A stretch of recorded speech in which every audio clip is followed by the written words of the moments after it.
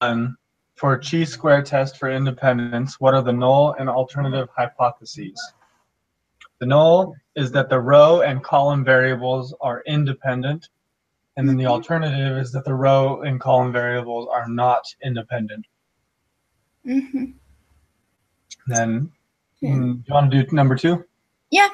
If the null hypothesis is rejected, then the row variable and column variable are not independent. Yeah, it's true. Right? Es verdad. Es verdad. Well, yeah. Wait, es verdad? Es verdad? Verdad, sí. Verdad. Like Dad says it. Verdad. My dad, he went to Spain on his mission. Oh. And so he says his D's like Oh, verdad. verdad. Right. Yeah. Sounds weird. Okay. In Argentina, your wife served in Argentina, right? It's not like that? No, not the D's. It's the Y, yeah. The Y and the double L. The Pocho? Yeah, it's Pocho.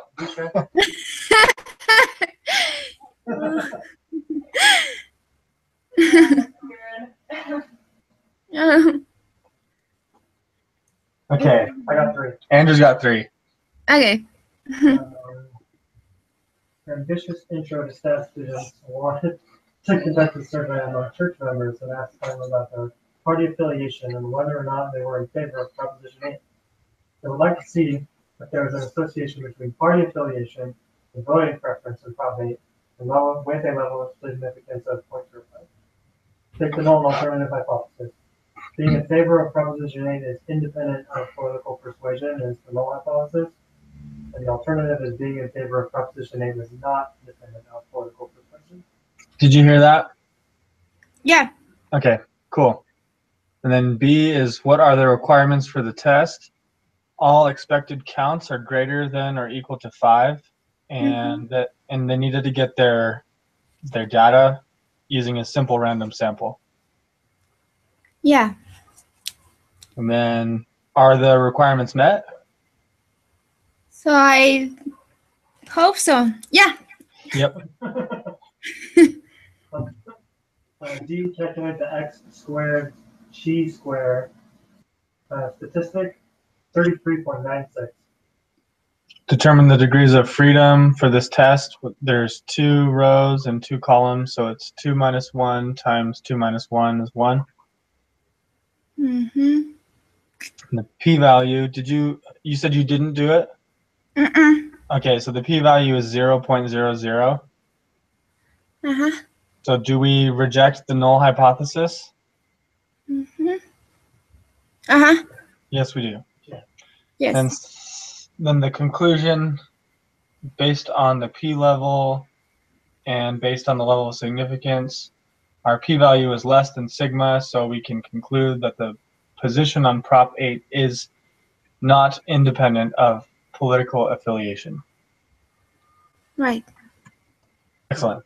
Okay, quiz time. It was so fast. Yep, that was really easy. 1 and 2 are true, by the way. Nice.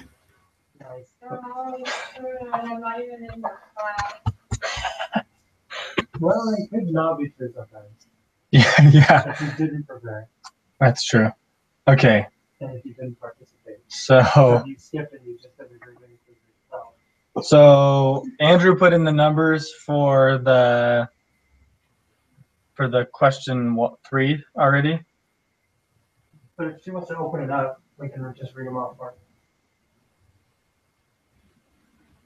Oh, yeah. So do you have the quiz open, Daniela? Yeah. Okay. So Andrew plugged in those numbers, the 250 and the 200 and the 300 and the 150 into the Excel thing. Oh.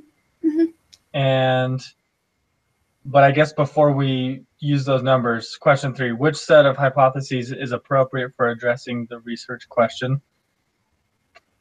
Gender and voting preferences are not independent. No, that's not right. The third one. Gender and voting preferences are independent. It's the last one, right? Correct. What is the equation for computing the degrees of freedom? Numbers of rows minus 1. It's the last one too. What is the correct choice for degrees of freedom? Isn't it 2? Number of rows is 2. So it's 2? 2 minus 1. 2 minus 1 times Degrees of 3 freedom is 2. times 3 minus 1. Yeah, degrees of freedom is 2. Degrees of freedom is 2. 2. Are there requirements for conducting a chi-squared test for the independence met by this data set? Are the expected values greater than or equal to 5?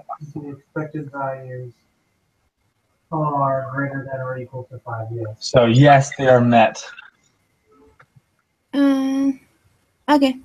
It's the first one, right? Yep, yes, there are at least 5 expected counts in each. What? Is that the right thing to say? 5 expected counts. All of the cells count. Yeah, it's 5 expected counts. Okay. Mhm. We'll see. And then what is the value of chi-squared test statistic for this problem, Andrew?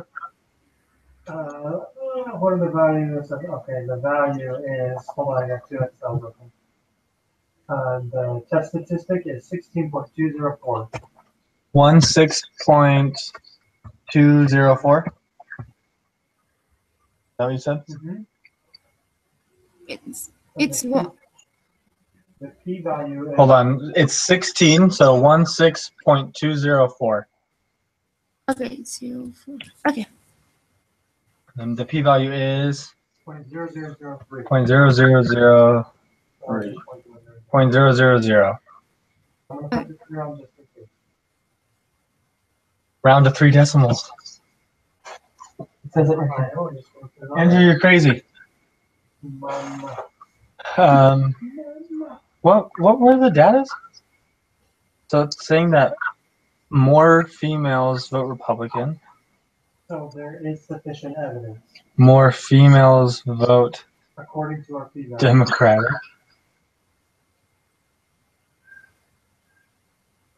Interesting. So we've confirmed or we've rejected our null hypothesis. Yeah. Oh, right. So it means that they're somewhat dependent. So gender and voting preferences are not independent. Yeah. Somewhat dependent. So there's sufficient evidence. This is the first one. There The is first one, right? that the gender and voting preferences are Not independent. correct. Holy moly. What the heck? Oh, farts. It's supposed to be done the other way. You were right. Okay, I will do that. Okay. So, row 1 is for what, Australia or something? Europe. Okay. Ready. Yeah. 62, 61, 72, 64, 142. Only 5? Okay. Okay, then row 2. 84, 70, 75, 82. 111, 111. 178, That's 5. Or that's more than 5. 85, 84, 70, 75, 82, 170? 170. Yeah. Okay. Then the third row, Third row, 85, 85, 97, 97, 82, 82, 111, 111, 178. 178. Hold on, read Australia. Okay, let me get rid of these real fast. Okay, so we have, is Australia row 2? Yeah. 84, 70, 75, 82, 170. And then row 3, 85, 97, 82, 111, 178. Okay, so the degrees of freedom are 8 because it's 3 minus 1, which is 2, and then 5 minus 1, which is 4. 4 times 2 is 8. Right. Great. The conditions are satisfied. Oh, I didn't look at the expected counts. Expected counts are all over 5. We are good. True. Freedom for this problem. Degrees of freedom are 8. Mm-hmm. The chi squared is 7.436.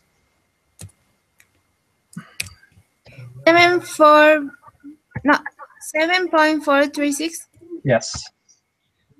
And then the p-value is 0.4904. So 0.490. 0.490. 0.400. Uh-huh. The following statement that says, oh, There is not sufficient evidence there is a, to suggest that the people in the United States. Uh-huh. are you kidding me? This one was so fast. We're done already? It's not that one. It's There's not sufficient evidence.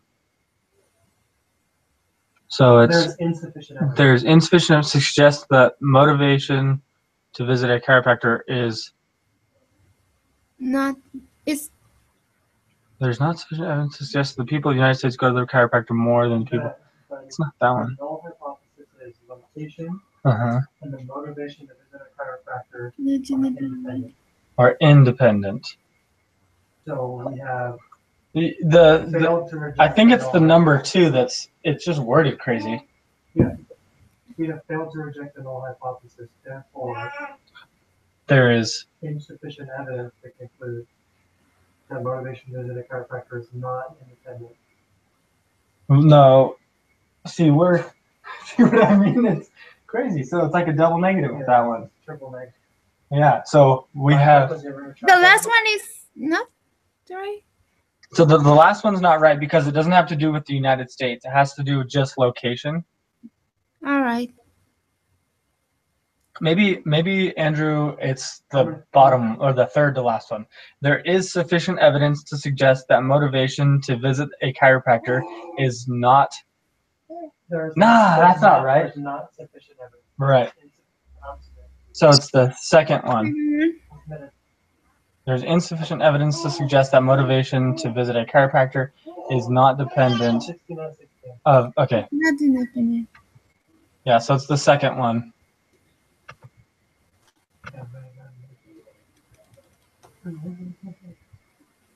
Yay! I wish they were all this short. I know, right? The last one of them took us like an hour and a half. Alrighty, thanks for joining us. Thank you. Okay, adios. Bye.